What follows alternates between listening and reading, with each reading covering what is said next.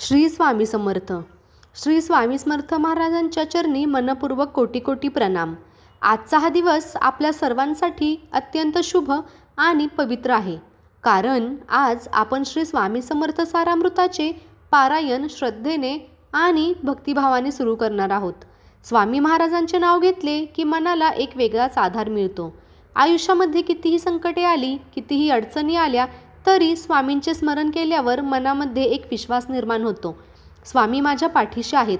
म्हणूनच आज आपण हे पारायण केवळ वाचन म्हणून न करता स्वामी महाराजांच्या चरणी केलेली एक भक्ती आणि सेवा म्हणून करणार आहोत.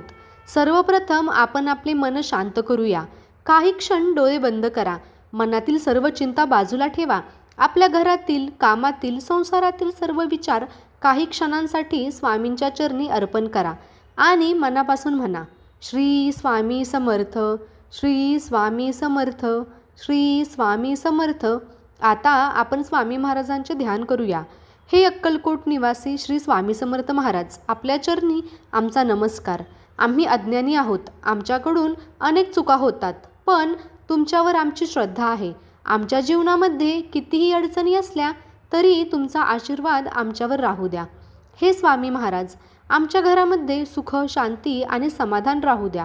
कुटुंबातील सर्वांना आरोग्य, आनंद आणि सद्बुद्धी मिळू द्या. ज्यांच्या आयुष्यात संकटे आहेत त्यांना संकटातून बाहेर पडण्याची शक्ती द्या.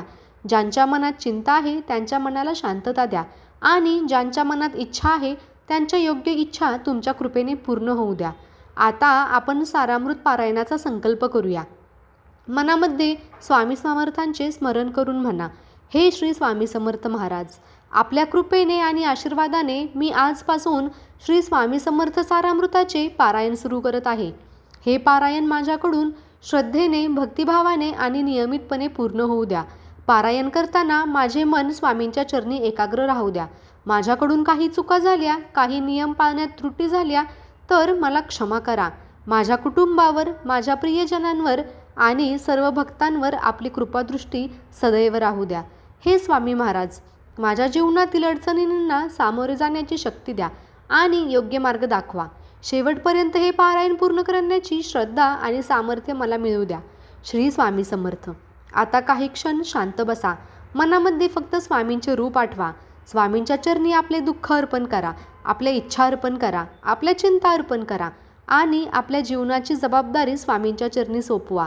कारण शक्तीमध्ये सर्वात जास्त गोष्ट म्हणजे श्रद्धा. आपण किती वाचतो आणि किती वेळ वाचतो यापेक्षा आपण किती श्रद्धेने वाचतो हे महत्त्वाचे आहे. म्हणून सारामृताचे वाचन करताना घाई करू नका. प्रत्येक शब्द शांततेने वाचा. स्वामींचे नामस्मरण करा आणि मनापासून त्यांच्याशी संवाद साधा. स्वामी महाराज आपल्या भक्तांना नेहमीच धीर देतात. म्हणून जीवनात कितीही कठीण प्रसंग आला तरी निराश होऊ नका. मनापासून एकदा म्हणा, स्वामी, मला काही समजत नाही, पण तुम्हाला सर्व माहीत आहे. आता तुम्हीच माझा मार्ग दाखवा. ही श्रद्धा मनामध्ये ठेवा. आता आपण सारामृताच्या वाचनाला सुरुवात करणार आहोत.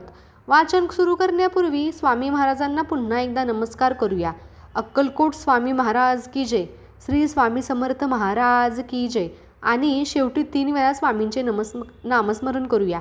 श्री स्वामी समर्थ, श्री स्वामी समर्थ, श्री स्वामी समर्थ. हे स्वामी महाराज, आज सुरू केलेले हे पारायण आपल्या कृपेने निर्विघ्नपणे पूर्ण होऊ दे. आमच्या घरावर तुमचा आशीर्वाद राहू द्या. सर्व भक्तांच्या मनोकामना पूर्ण होऊ द्यात आणि प्रत्येकाच्या जीवनात सुख, शांती आणि समाधान नांदू द्या. श्री स्वामी समर्थ. जय जय स्वामी.